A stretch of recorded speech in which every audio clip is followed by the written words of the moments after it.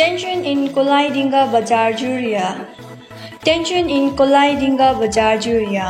BJP leader Kamru Jamal Sarkar was publicly beaten by angry locals in Kolaidinga Bazar Juria after returning from jail.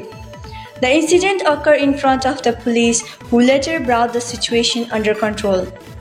The clash reportedly began due to a past financial dispute with ward member Shobikul Islam.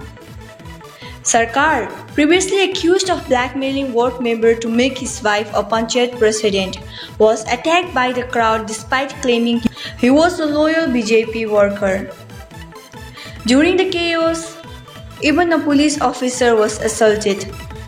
Sarkar is currently under treatment at a private hospital in Nagaon.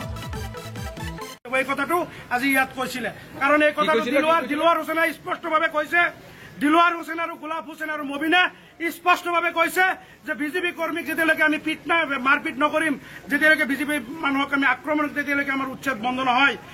আমি এতিয়া পিটিব, আমি আক্ৰমণ কৰিব লাগে, আমি পিটিব লাগে।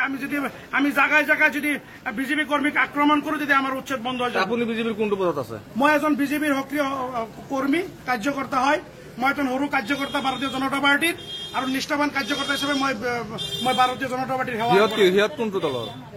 তেখেত কংগ্ৰেছৰ ছদ্মবেহী বেলেগ দলত যাব বুলি কৈছে, কিন্তু বেলেগ দলৰ আজিলৈকে মই কোনো হেৰি দেখা নাই।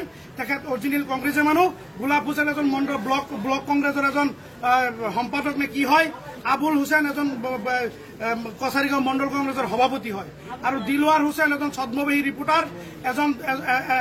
সেই ৰিপৰ্টাৰৰ নেতৃত্বতেই গোটেই ঘটনাটো সংঘটিত হৈছে আৰু তেখেতৰ জৰিয়তে আজি এই ইয়াত বিভিন্ন ধৰণৰ অপৰাধ, বিভিন্ন ধৰণৰ কৰ্মকাণ্ড, আৰক্ষীক দলবদ্ধভাৱে আক্ৰমণ এয়া সম্ভৱ হৈছে।